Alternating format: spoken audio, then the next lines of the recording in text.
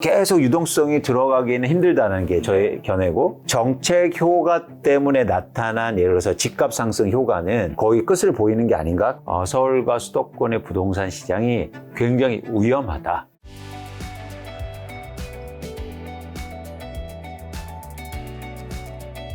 대표님은 뵐 때마다 느끼는 건 이 부동산 전문가로서 이렇게 이코노미스트 분들이 하시듯이 냉철하게 분석해 주시지만 뭔가 그 분석과 전망에 따뜻함이 묻어 있는 것 같아요. 요즘 날씨가 좋아지 이 봄 같은 남자.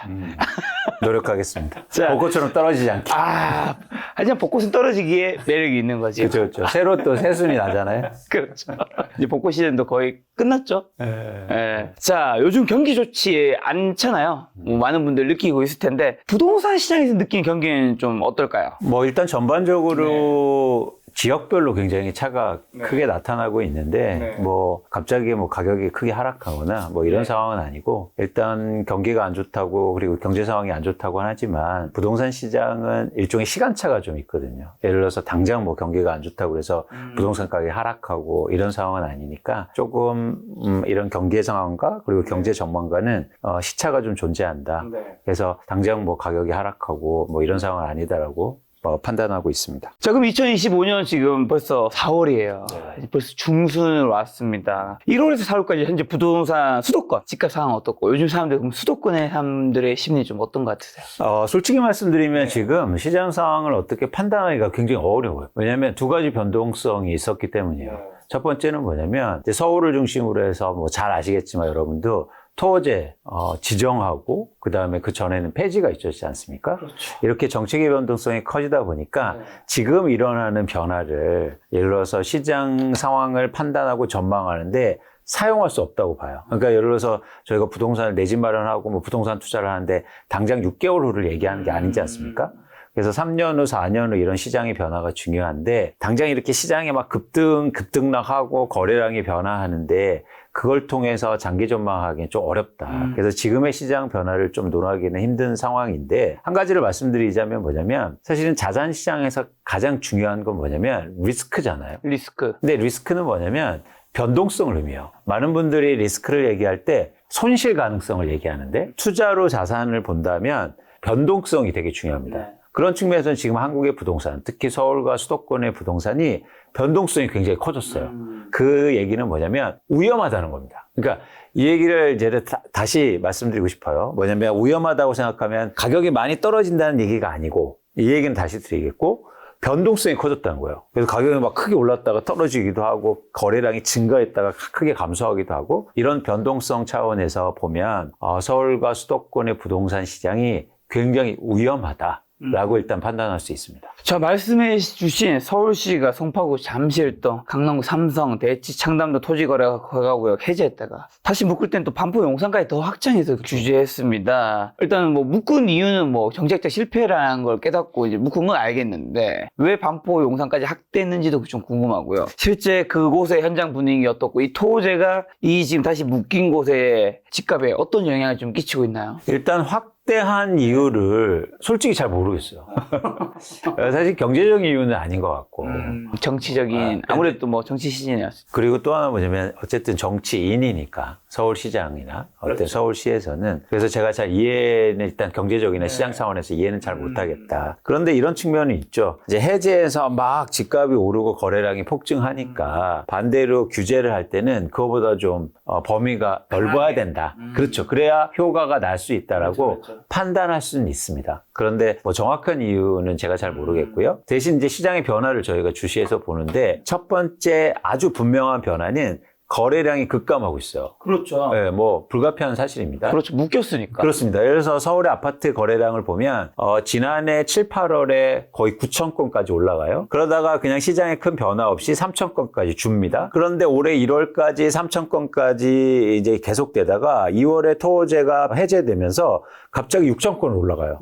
그러다가 3월에는 거의 지금 8천 건 막 이렇게 올라가고 있습니다. 근데 4월 들어서는 제가 볼 때 향후 신고 기간이 좀 남아있긴 한데 2천 건이 안 될 것 같아요. 그러니까 일단 거래량이 급감하고 있다. 이게 하나 이제는 분명한 변화고요. 이제 두 번째 변화는 그러면서 가격의 상승은 안 되고 있고, 가격이 일부 이제는 조정되는 지역이 조금씩 나타나고 있습니다. 그래서 가격 하락폭은 큰 상황은 아니지만 어쨌든 가격은 조금씩 조정받고 있다. 이렇게 일단 판단하시면 됩니다. 자, 준비해 주신 자료가 있는데요. 강남 3구 토지거래 허가 해제. 이건 뭐죠? 그러니까 저희가 그 해제할 시점에 시장의 변화를 좀 면밀하게 살펴보자는 네. 거죠. 어떤 시장의 변화가 있었는지. 그래서 2월 초에 이렇게 강남 3구의 토지거래 허가가 해제되지 않습니까? 맞아요. 그러다 보니까 일시적으로 매도 희망 가격이 상승하기 시작해요. 네. 뭐 당연한 변화죠. 그렇죠. 집을 예를 들어서 내가 팔려고 내놓은 사람들이 이제 호가를 쉽게 말해서 올리는 거죠. 근데 흥미로운 현상은 여기서 보면 2월 12일 날 토어제가 해제되거든요. 12일부터 13일 날 기사가 이런 기사가 나옵니다. 막 호가 높이고 벌써 뭐 집값 오른다 이런 얘기를 하죠. 그러면서 이렇게 호가가 올라갔는데 수요가 들어오면서 그게 거래되니까 집값이 오른 거거든요. 근데 여기서 제가 주목하고 싶은 건 바로 이 지점이에요. 대표적으로 송파구가 토어제 해제의 가장 수혜 지역이라고 얘기했지 않습니까? 네. 근데 잘 보시면 2월 초보다 해제된 이후로 매물이 한 500건 이상 증가합니다. 그러니까 이게 되게 재밌는 변화예요. 무슨 얘기냐면 집을 갖고 있는 사람들이 토어제가 해제되면 다들 집값 오른다고 얘기했잖아요. 네. 그런데 오히려 집을 팔았어요. 오른 건 사실이잖아요. 그렇죠. 근데 집을 팔았다고요. 오른 가격에 팔았다. 그렇죠. 무슨 얘기냐면 예를 들어서 오른다고 하면 앞으로 계속 오를 거라고 생각하면 쉽게 말해서 매물을 걷어들여야죠. 네네. 그렇죠? 그런데 이번이 기회라고 생각해서 판 거예요. 아니면 그런 것도 있지 않을까요? 어떤 거요? 제가 만약에 잠실에 사는데 이제 묶여 있으니까 이 올라가는 게 좀 천장이 있잖아요. 근데 이게 탁 푸니까 또 올라가는 게 보여. 나 안 그래도 뭐 도전 입지라든가 아니면 돈도 좀 필요했고 좀 오르니까 이번에 좀 정리하고 싶었던 모든 사람이 아니라 일부 사람들. 예를 들면 그 주식을 친다면 내가 이제 손실이 났어요.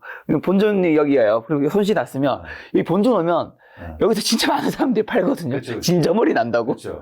뭐 주식이 똑같진 않겠지만 그렇게 좀 팔고 싶은 분의 심리가 조금 작용해서 오른 것도 저렇게 매도가 늘어난 것도 있지 않을까? 맞아요. 그런 심리들과 복합적으로 들어갔다는 거죠. 그래서 앞으로 집값을 전망할 때 이 심리가 굉장히 중요한 겁니다. 그렇죠. 그러니까 무슨 얘기냐면 이제 이따도 다시 말씀드리겠지만 지금 서울에 아파트를 갖고 집을 갖고 있는 사람들이 팔고 싶어 한다는 거예요. 네. 근데 안 올라서 안 파는 거예요. 기대보다.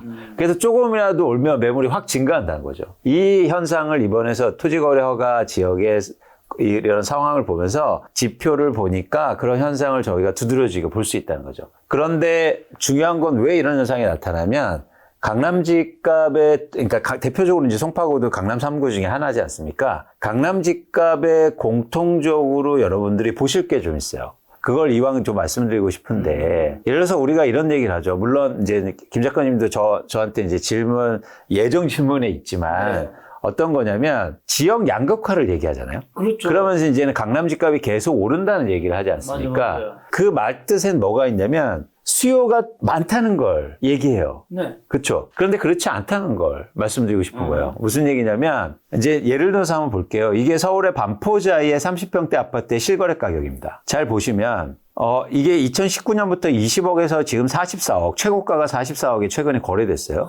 그런데 가다가 2023년도 시점에 39억, 2022년도에 39억으로 올랐다가 27억 6천으로 한 번에 크게 빠진 적이 있거든요. 네. 사실 요 시기를 한번 주목해서 보고 있는 거예요. 그러니까 무슨 얘기냐면 수요가 계속되고 양극화가 있고 살려는 사람들이 많으면 이렇게 집값 하락이 일시적으로 이루어질 수 없습니다. 그런데 이 시점에 어떤 일이 벌어지냐 잘 볼게요. 일단 집값이 오르니까 제일 먼저 일어나는 현상이 수요가 줄어요. 그러면서 거래량이 줄죠. 집값이 오르니까 수요는 당연히 줄을 수 있죠. 그렇죠? 왜냐하면 유효 수요가 감소하니까. 못 사니까. 이게 기간이 지속되고 어떤 외부의 영향이 있잖아요. 그러면 거래가 안 되면 집을 갖고 있는 사람들이 싸게 팔기 시작합니다.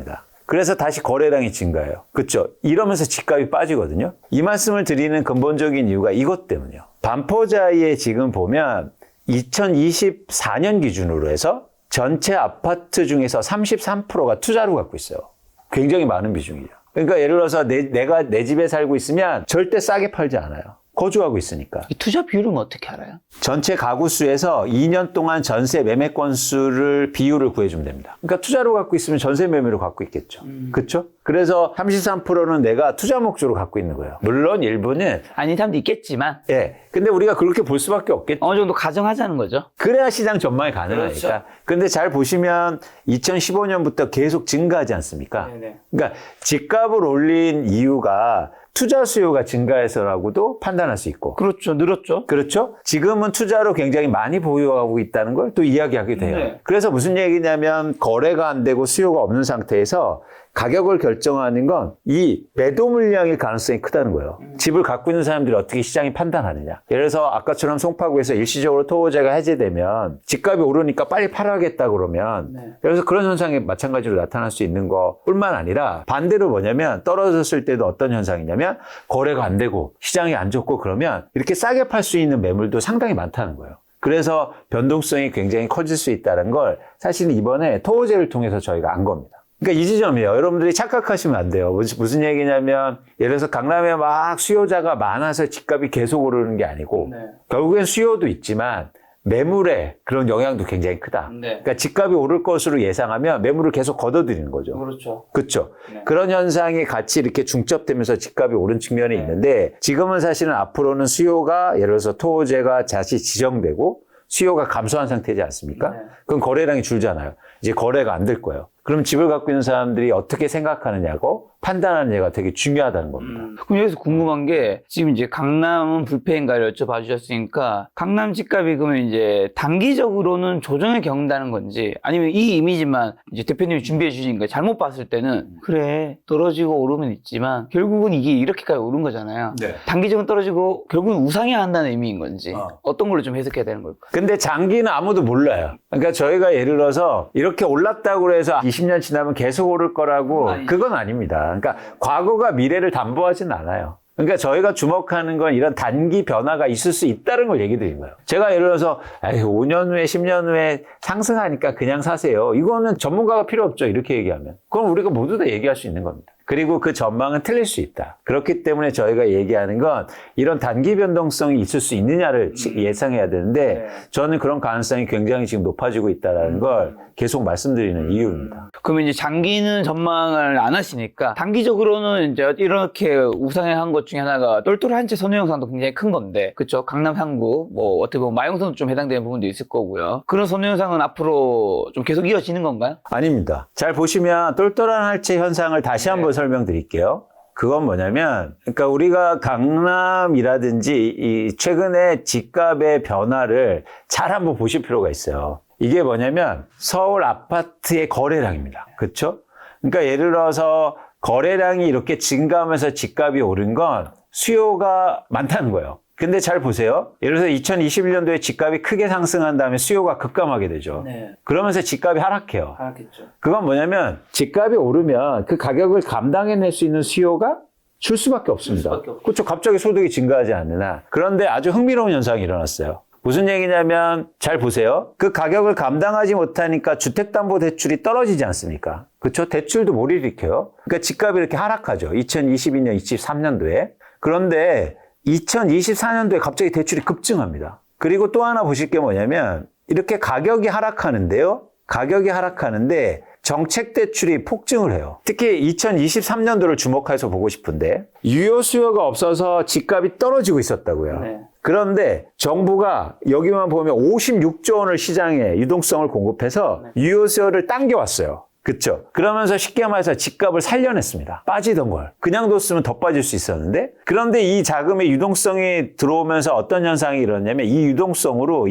2024년도에는 갈아타기 수요가 늘어나요. 쉽게 말해서 노원구에 네. 아파트를 팔고 그 아파트를 예를 들어서 뭐 마포나 이런 지역으로 이동하는 거죠. 네. 자기 대출을 또 일으키면서 그러니까 이 정책 대출이 시장의 유동성 자금, 마중물 역할을 해주면서 유효수요를 끌어당겨요. 그런데 왜 강남만 올랐냐?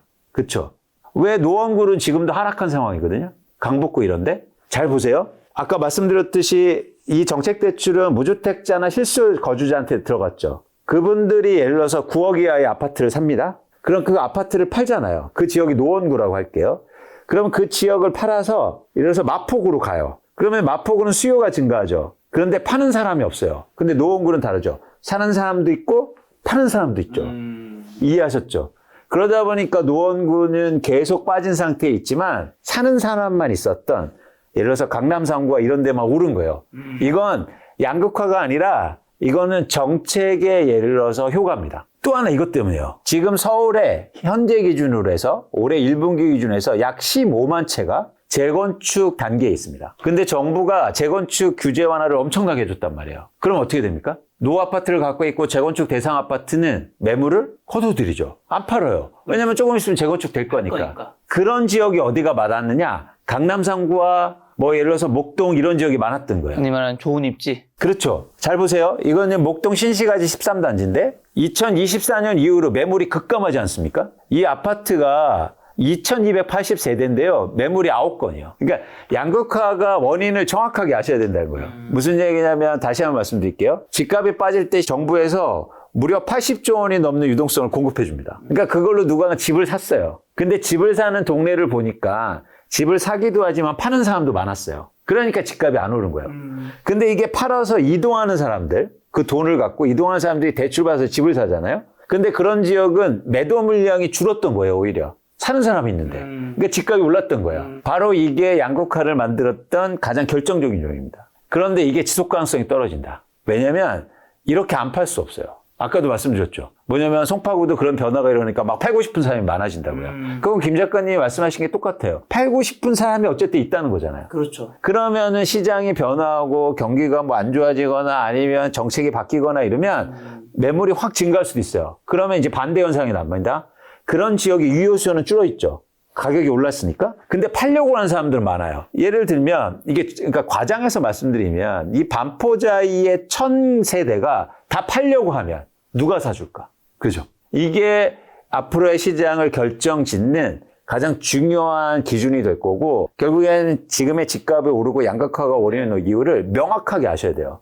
그게 단순하게 뭐 강남에 집 사고 싶은 사람들이 많아서 오른 게 아니라고요. 네. 정책의 효과가 가장 컸다. 결국엔 이 정부가 정책 자금과 그리고 재건축, 재개발 규제 완화를 통해서 인위적으로 만든 시장의 모습이어서 그렇게 되면 시장의 변화에 따라서 그런 어떤 과잉이 깨질 수도 있다. 그런 판단을 하고 있습니다. 자, 정책 얘기해 주셔서 사실 지금 시기가 대선을 앞두고 있는, 2달 앞두고 있어서 여쭤보기 힘들지만, 왜냐면 누가 될지 모르는 거니까. 정부는 앞으로 그럼 부동산 정책 좀 어떻게 하리라고, 왜냐면 정책에 의해서 재건축, 재개발, 정책 자금에 의해서 집값 영향을 받았다고 하셨으니까 안 여쭤볼 수는 없고. 맞아요. 그러면 이제 뭐 모든 후보를 가지고 여쭤볼 수는 없으니까 어쨌든 현재 그냥 데이터상으로 여론조사상으로 이제 이재명 후보가 제일 앞서고는 있으니까 이재명 후보가 된다면 정책을 좀 어떻게 펼쳐나갈 것인지 좀 예상을 해서 같이 좀 얘기해 주신다면. 아니 솔직히 지금 예를 들어서 민주당에서는 부동산 정책을 얘기하고 있지 않아요.